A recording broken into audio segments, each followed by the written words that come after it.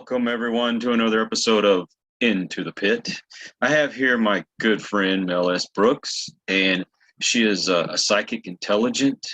We're going to get to know a little bit about her abilities, hopefully get into a good conversation, because there's a lot of things that has always been on my mind throughout the years. One being, I was always skeptical when it came to psychics and mediums. You know, I see all these buildings up and it's, oh, come in and get your fortune and, you know, find out who your new love is going to be. If you're going to be rich and famous and, you know, all these wonderful things. And it sounds great, but it's almost like when you go window shopping and you see something pretty in the window and you go and you buy it, and then later on you kind of regret that you did. I've actually had some pretty good experiences with certain mediums, and they have told me things there's absolutely no possible way that they could have known. But there's still those out there that seem to be crooked. They want to get your money, and it's all show.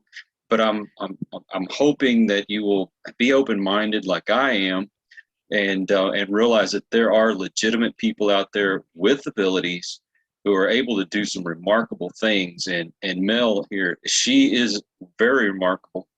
I have read a lot of her predictions, especially from last year to what was going to happen during this year, and she was spot on. I mean, there was things you're like, this doesn't make sense. Why would this happen? And it happened. And that's not a coincidence. So we're going to get into a little conversation about that as well. But I really want to touch on her abilities, because she works with political figures, and she does things that people shouldn't be able to do. And one thing, and I'm reading this definition because I had to figure out what it was myself. But there's something called synesthesia. Okay, I hope I said that right. And it says a concomitant sensation, okay? A subjective sensation or image of a sense as of color other than the one as of sound being stimulated, the condition marked by the experience of such sensations. Okay, that might sound a little confusing, but I guess the easiest way is if you have one sense that's working, another one will automatically come on, and you would notice something that most other people won't. I'm going to let Mel kind of tell about how it works for her, so maybe you'll get the complete context of what I'm trying to tell you. So how are you today, Mel? I'm great. You know, it's always nice to be with you, because this is not our first time. We do have our personal history.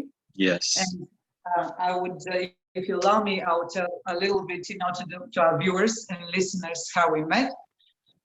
We met by serendipity, and I get a lot of requests to appear on shows, to do lives, and you know, because of the sensationalism element that kind of follows me around like you know, like a monkey on a chain. But I liked your energy, and we did a live, and that was in 2020, in the middle of pandemic, and you and I discussed the origins of the pandemic. We got deep into the pandemic. And now, you know, from personal experience and history, that everything that I predicted was correct. Yes. But also at that time, I have made a lot of informative videos to the public, which is totally free. We didn't even monetize, you know, on YouTube. And it was, you know, what it is and how to take care of yourself, and to fear not. This is, you know, when people were asking me, is this like the biggest problem? And I said, no, I mean, there is a bigger problem. The pandemic is just, you know, it's just one layer. It is not really the worst, you know, of the two evil. Mm-hmm. And then we published the videos on YouTube, you know, for people, for information. They accumulated 26 million views. And then Associated Press got a whiff of me, and they wrote an article about my predictions and the accuracy. And now I have all I have is a snapshot of that article, because the next day our videos were taken down and our channel was being shut down. So I'm always recently changed my status on Facebook to in a relationship, and a lot of people are like, yeah, I said no, I'm in a relationship with fact checkers, because they really they really keep a good eye on me. It's like, it's almost like a relationship. I can't do anything without somebody watching over me in a way. So and this is where we're today with you, trying to do as much good, and I hope that we can exceed what is allowed and what's possible, because we're kind of running out of time, to inform, educate, alert. At this moment, I would even go for panic. I'd like people to start panicking a little bit, to get some sense of urgency, that we're in a very crucial times. We have reached what's called the critical mass. Right. Once you go to the critical mass, things are gonna go, they're gonna go down. But to explain to people what it's synesthesia, since it's not such a common word, and that does not define it, as it's just one of the tools that I have and I use, especially when I do medical readings. Synesthesia, in other words, is a multiple sensory experience of the same event. And we're all familiar with it. So if you go beyond the scope of the official definition, it's in another, in an example that's gonna be like you feeling blue. It's, we have that. Or you have, for example, I can smell your fear, right? Right. So I have, it's perception, because everything at the beginning, before it manifests and kind of defines itself into color or sound or sensory experience, at the beginning is a vibration, right? Every color is a vibration, every sound is a vibration, every smell has, it has its own definition, and how it is perceived from the brain, because it's all about brain perception, Right. And once our brain gets the vibration, through the eyes, the light through the eyes, the sound through the ears, then it turns it into images. If you were me, then you get more definitions about the same, or more manifestations, or what shall I call, a better word would be maybe demonstration of the same energy, and then it gives me that extra layer of confirmation, when I produce a reading for a client. And I absolutely and broadly use that skill when I do medical readings. And it's very, very, I always start there, because then the cure, the healing that I suggest, it's always vibration related. Sometimes you say, I feel a little bit off. What does that mean? And I would really like people, when it comes to psychics, or not just in general, ask more questions. Don't, ask questions. Just because we have supernatural skills doesn't mean that we, you're not entitled to explanation, and everything that comes out of our mouth, you should take it at core value. Do ask questions. Exactly. But when people come, when I do medical reading, the first thing that comes to me is that being vibration, their frequencies at their healthiest, and I call that their constitution. If you're perfectly happy and perfectly healthy and everything in your life is just roses, you're gonna have this one color or one sound that kind of defines you. That's your constitution. And then when you go through the ebbs and flows of life, your color change, dims out, it dulls out, like they change, it turns, different feelings, they have their colors too, so they will they will mingle, they will mesh with your own color, and it's gonna change the color. And sometimes, I meet people that are totally off color, or they are colorless, and usually with people that are chronically ill, but severely chronically ill, or, or they have time left. Like, I know how long time do they have left. I see, it's an interesting, either I see a total absence of color, like a very dim light, or I see white light. Okay, can I ask you something real quick? Of course. Is that what we call an aura? No, It's different.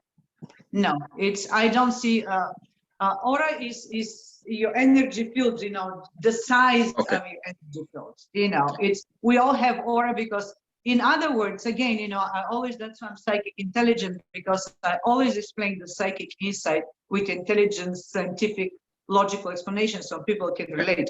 One thing I don't want to do is intimidate people or make people feel stupid because I talk about something that's, and they just have to nod because they don't understand. I don't want that. That we're not efficient. We're not doing what we're supposed to do. Right. Which is me bringing you insight that it can give you understanding. So that's how I'm different than others. It's very important for me that when you come out of my sessions, you have practical understanding what to do next. Right. So the aura is, in other words, you've heard about aura. Now we call it electromagnetic field.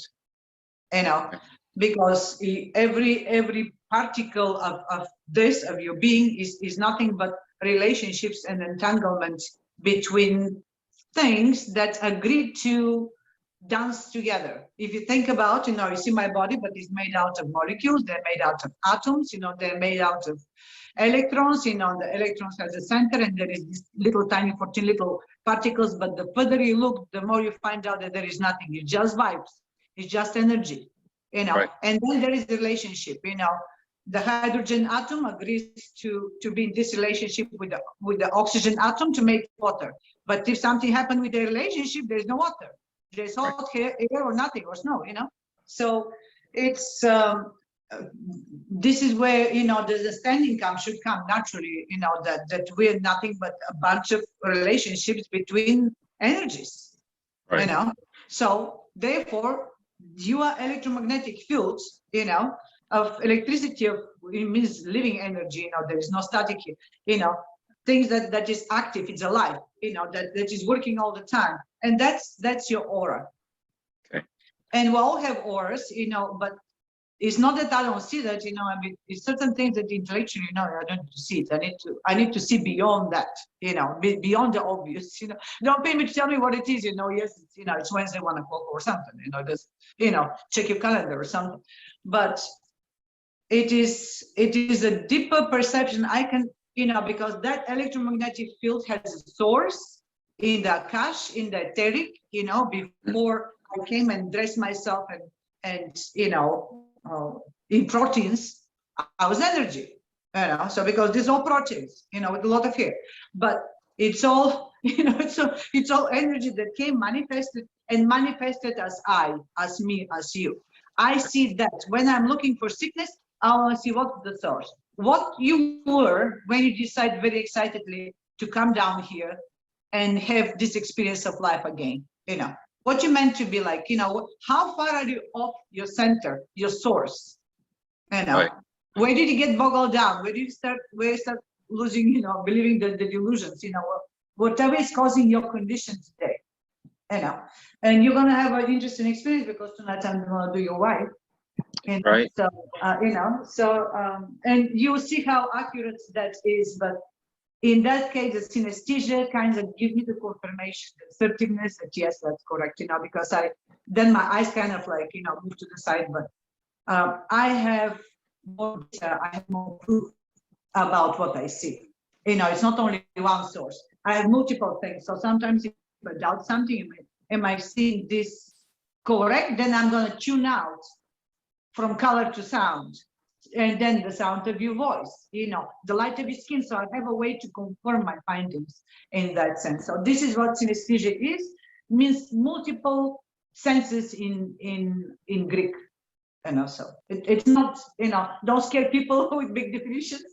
It's not that complex. It's just, human nature. We have a tendency to take something very simple and make it very complex, So I guess the way I look at it, it's almost like, if somebody was experiencing a hallucinogenic and you're listening to music, but it's almost like you can see the music at the same time. I guess that's the easiest way to explain it. But how is it that someone like yourself can do a reading without somebody actually being in the room? Like, we're quite a bit of difference apart. You're in Arizona and we're in Texas, but you're still able to do that. How is that possible? all I need to see is an image of your picture of a person. You know, but I need to see the eyes, so no hats, you know, and no sunglasses. I need to see the eyes. 35 years, Kyle, I don't know. I was just born like this, you know. So I mean, I had to learn to understand what that is, other than how am I doing it, because it's, you know, it's natural to me. I mean, it's an ability I'm born with, you know. And as a child, that was a tremendous disadvantage. You know, I didn't know, but I was very aggressive towards people, like physically aggressive, like my people, you know. But I'm talking about when beyond the time I have memories, when I was 2 and 3, you know, they're gonna come people, and I'm just gonna, my mother will say that, like, you're gonna like get like red, like blood everywhere, and then just charge like a wild drum at people, you know. But I mean, I could barely walk. I mean, think about it, talking about 2, 3 years old child. And then there were people that are gonna come to the house, and I'm just gonna like climb on them or clasp on them. And she used to call me like a grape of people.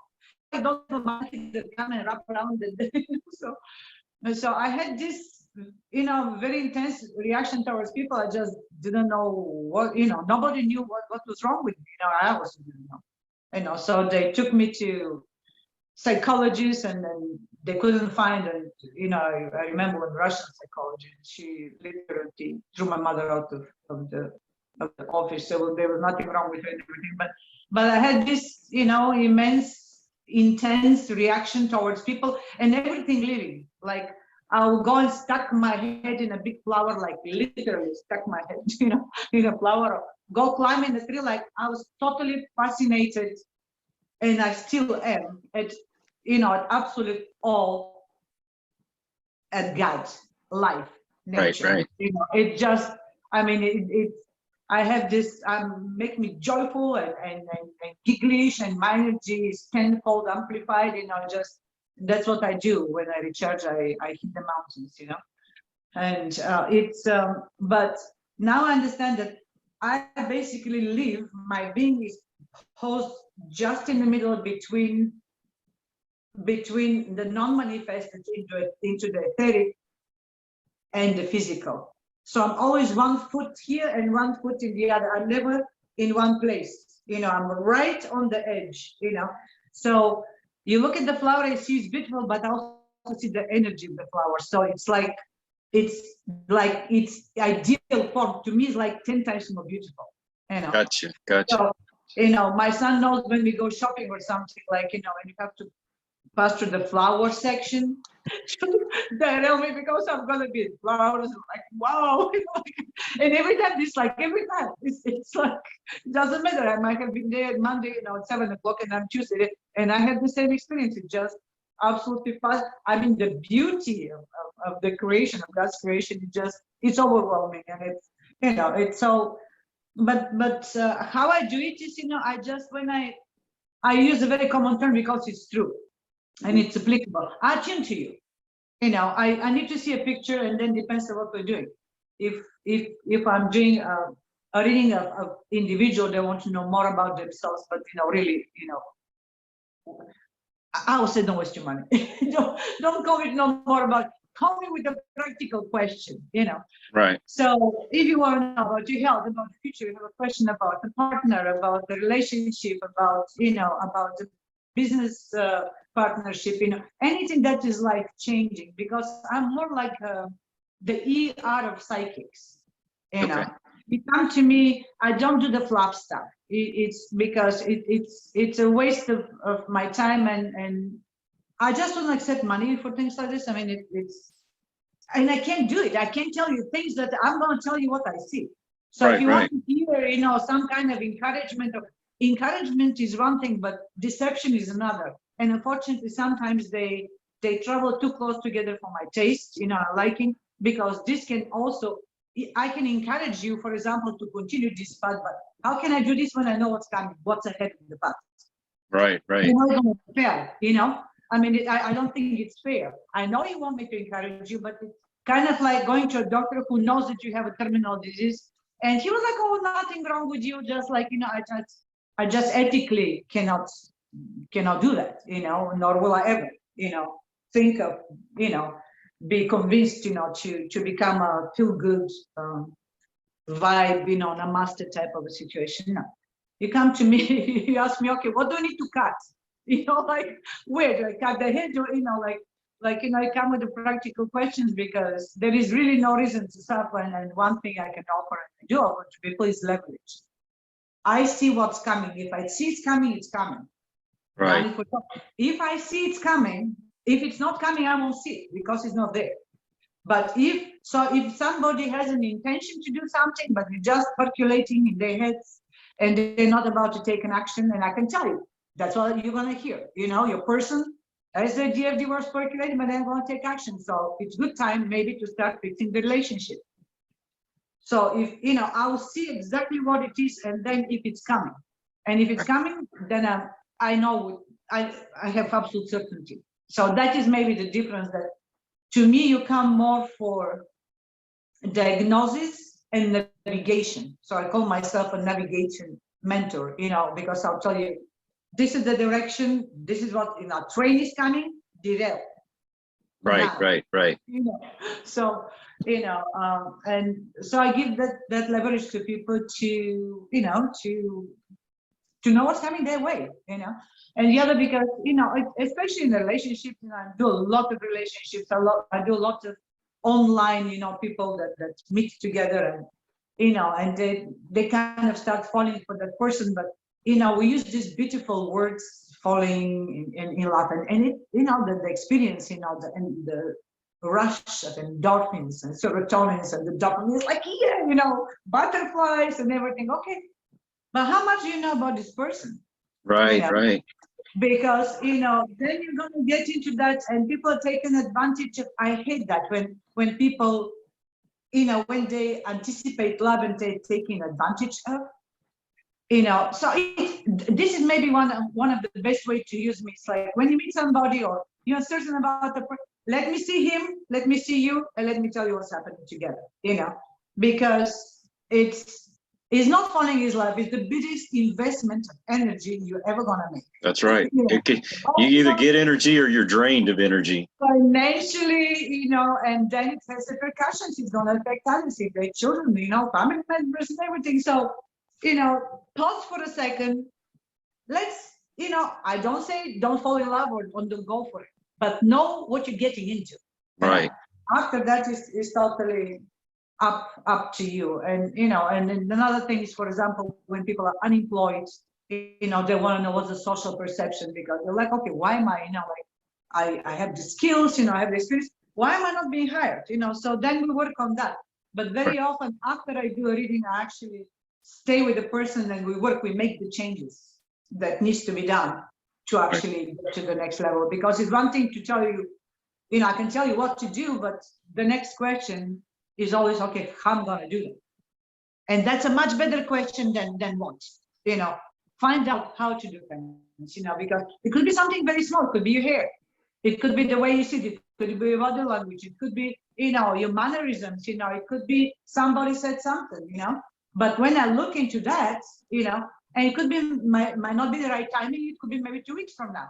So, but if you push right now, you're going to fail. If you wait 2 weeks, you're going to be fine, So this is for me where I feel that I'm at best of service to my clients, and I absolutely love it because I have some great results. I mean, I just, you and I talking about couple of clients, and you asked me to tell this story, and maybe let's finish the conversation. I'll say, because I'm just so proud of my kids. I feel them, because I smother them, but the results, and then it gives meaning to my life. It's it makes for the worst of my childhood and the kind of a normal prosecution of being a psychic, because people, are not very friendly to all psychics, especially the real ones. Yeah. Don't want to bullshit, it's, there's a stigma associated with that. So, yeah. So, what's the deal with, I mean, I've known several psychics, and it's like one is jealous of the other. It's almost like when you have a friendship and you have one friend that's jealous when you're spending time with another friend. It seems that way sometimes with certain psychics, and I mean, why does that happen? I think this is more of an industry thing, and I'm not in the industry being psychic. I'm a social perceptionist, and I do work with governments, so it's, my scope has been much broader, Of course, yes. Terrorist recognition, like who is lying, deception recognition, and stuff like that, but I do, this is new because I've retired now, and it's not, I've always done it, but I kind of never done like short readings and stuff like that. It's always contracts. Right. I think I think people are afraid that I can, in my experience, I've met psychics that are sensitive enough to know that I'll out them, that they're not, Right. It's kind of a degree of skill, I had a very interesting experience with a girl a couple of years ago. And a friend and a client of mine, she was like, oh, I so want, for you to meet and everything. And I said, man, you gotta be certain that, you want that to happen, because I cannot unsee what I see, and when I see it, that's what's gonna come out of my mouth. Right. And everybody knows that, So, and I can't even if I try to be diplomatic or tolerant, or, put a spoon of sugar on it or something, the moment I'm gonna say it, my observer, really, the two of us, I will immediately stop, and you're gonna hear a different. It's going to be still me talking, but it says, no, that's not correct. I just can't, it's very weird. I can lie. Right. I mean, no, I'm going to self-correct right there, how embarrassing it is, So I was like, okay, let's not do that, because it's still the correct thing is going to come out of my mouth, no doubt, And there have been a lot of life-threatening, and, situations that way I wish I could, one of us could shut up. Nobody could ever accuse you of not being honest. That's for sure. No, I mean, it's, and there have been a lot of financial benefits for me like I'm talking about, to kind of change, like if you say this to this person, right? Like, would you, I need them to believe something, and I can't. I'm talking about millions. I've had great offers, from the opposite side, but I can't. I'm gonna self-correct, I just physically, I'm not, literally, I'm incapable of lying. It's horrible. Imagine how diverse in my personal relationships. I'm a terrible liar myself. I could never get away with anything. Yeah, I just, I'm just gonna self-correct in the middle of it. So now, it's hard, but yeah. Okay, so I was telling you about this girl, so I meet this girl, I go to the meeting, and as I'm walking towards her, I'm seeing her medical situation, and I saw an issue that was really, imperative that she looks after it tomorrow, so that's what I see. And the moment I sat down, I was still sitting down, and I said, you have to go and have this removed, SIP, because this and this and this is gonna happen. Right. And then my friend, who knows this girl, they're actually closer than we are. They're actually better friends than we are. She said, yeah, she just had this, diagnosis, she was in front of that. But I can, it's just like, well, this is what kind of, when I meet somebody, information just like on a screen get downloaded to my head, like this, so now I have learned not to talk, because it's very intrusive. You meet somebody, they say, hey, your fourth molar, is causing, infection, is gonna go down. So I learned, to hold my horses and not, impose or be intrusive, to people. I can do that. But if you ask me to talk, and every client knows, just everybody knows, don't ask me a question unless you want to know the answer. Let's talk about the weather or something. So and I think, and she got so scared of me. I can feel her fear. I can smell her fear. Talking about synesthesia, because she was trying to portray herself as a psychic. We have all these healers that don't heal. Yeah. When you tell me a healer, I want to say, okay, what have you healed? Like, what the people?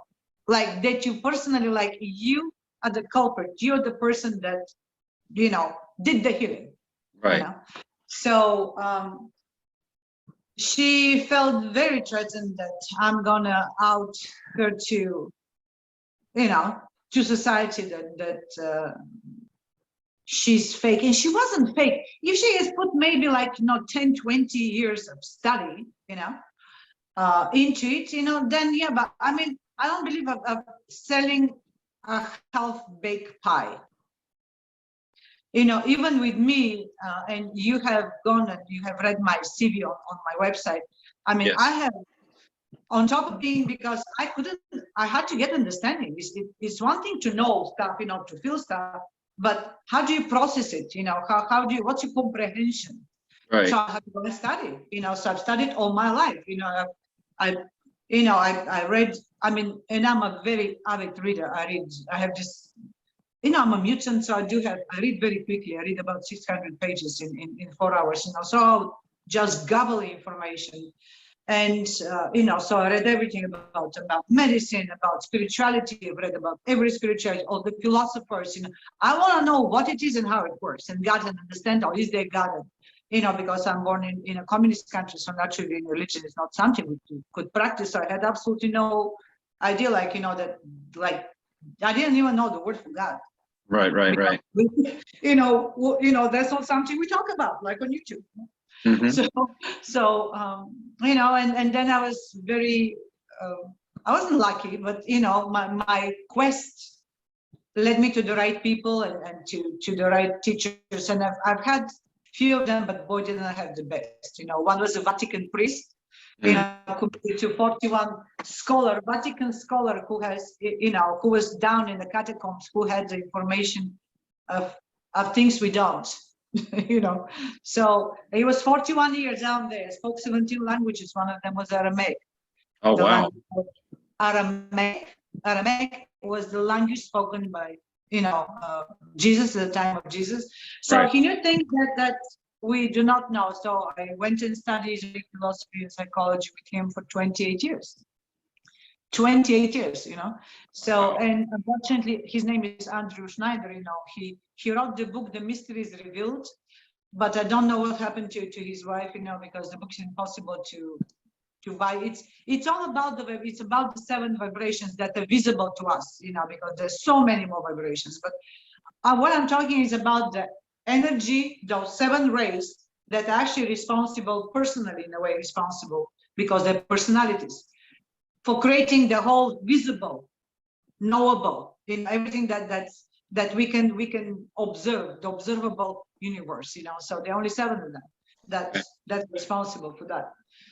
And Andrew passed away in 2011, and I inherited his legacy. He left everything to me. It's wow. impossible, incredible amount of work that I don't know how to go through, But I'm planning, because I have to break it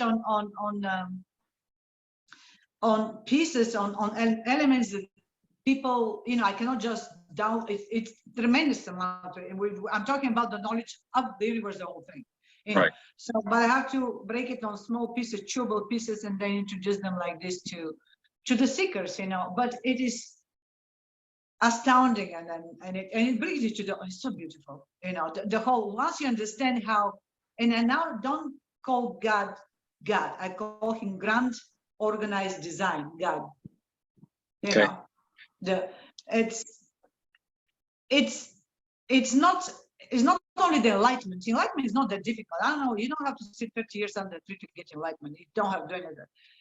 But that's why I don't like a lot of the spiritual deception that is for the sake of profiteering, of making money. Right. You have to do this for sake. No, you don't have to. And I'm a Reiki healer. I study Reiki. I'm certified. I did it I'm a master Reiki healer. Okay. And I heal people. I mean, I do heal people. I mean, there are plenty on instantlywiser.com, which is our website now, the spiritual site of my gift. There's a book that chapters of my clients that, right. The 11 chapters that talk about, because I have literally healed people, cancer, no problem, so we can do stuff. But that's not the point.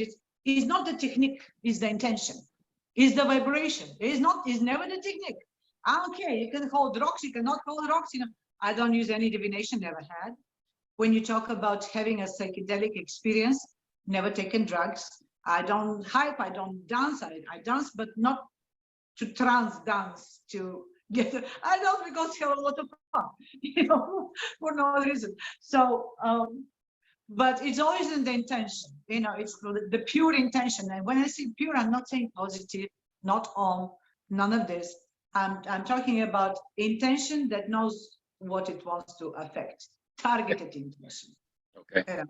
Just if you're able to sustain targeted intention to heal your health. So yeah. So this is where I see, it's, but for psychics that an experience or just getting there and everything, it's I think that it's an excellent endeavor. And if people are making money, if some people find their service of value, by all means, as far as do not do harm, just like healers, just don't do harm.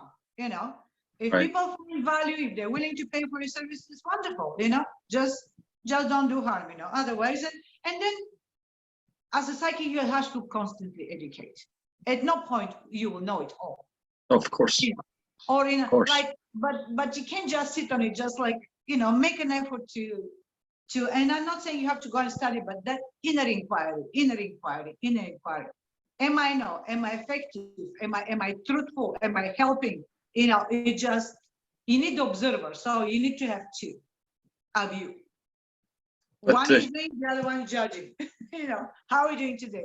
So it's important to keep a good self-judgment, and then, self-assessment, I would call that. That kind of takes me to, there's the true psychics out there, and then there's the charlatans that's just there to take your money.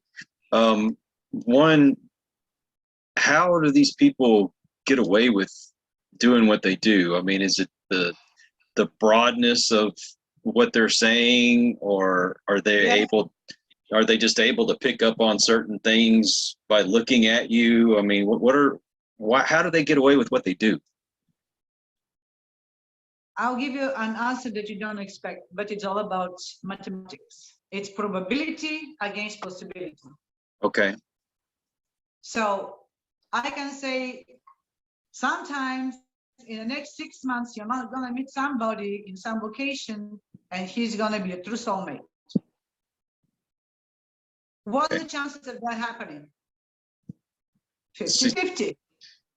They're 50-50. Right. At no point of time can I give you a better, estimate of those chances. Chances that might happen, chances it might not happen, right? Right.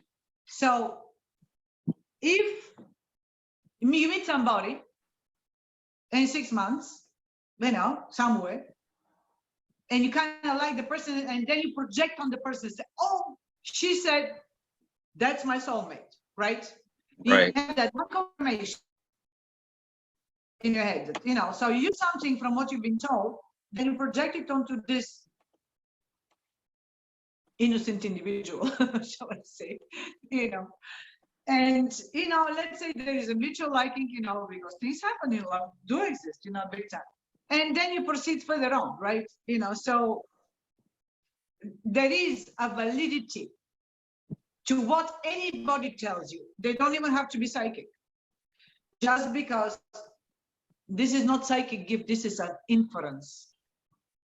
You infer that if you don't die today, you might go someplace, meet somebody, and might fall in love. I mean, that is just, the 50% of outside. I just, so that's an inference, Right. That's not psychic. Psychic is a person who don't tell you what might or might not happen, but is going to tell you what's coming your way. There is a difference. What is already coming your way, So, because then, then it shows you that that person has the ability to see into the unmanifested. Right. What is coming your way. So that, to me, that's the only definition of psychic. And of course, I can see all your past and everything because you're the book, like everybody. When people say, well, how do you know these things about me? Now, well, because it's sitting right in front of me, so I'm just flipping pages. You ask me a question and I'm like, okay, let's see what happened then, But all the memory, everything that I don't know, because you're the only who else don't know. So and then sometimes I pull things, I mean, if we need to, I'll pull things, but I don't like to look in the past, but I do, because I mean, every person has an explanation, like how you today from pure energies, something happened, from when you materialize, when you got into proteins to now, something happened. So it kind of helps people to have a life review in a way, so they can, then their life makes sense, so I'm really very practical psychic in a way, you just, like I said, I mean, you come for me with a to-do list, ready to that I don't sell hope. I hate that. See, this I very strongly I abhor people that, especially in a medical situation, especially when it's related to children. I speak from personal experience, but I abhor that. Do not sell people false hope, because because that's harmful. That is harmful. Very, very. Well, you lose faith in humanity altogether when you sell some kind of false hope to someone, and when things don't work out, they're mad at the world, they hate everyone, and it's an awful situation. I wish we could keep talking, because there's so much more that we could talk about, but unfortunately we've run out of time. But Okay. but I mean, we can always come back for a part 2. I would love that. I would really love for you to come back, and because there's so many other things that we didn't get to touch on, and I really wanted to talk about. So thank you for your time, as I know you are a busy woman, and I thank everybody that comes in and checks us out. If you're new to the channel, thank you for stopping by. Please come back. I hope you enjoyed it. Pass the word around. For those of you that are regular to the channel, thank you for your support. It means everything in the world to me. So until the next time, take care, God bless, and peace. Poor boy.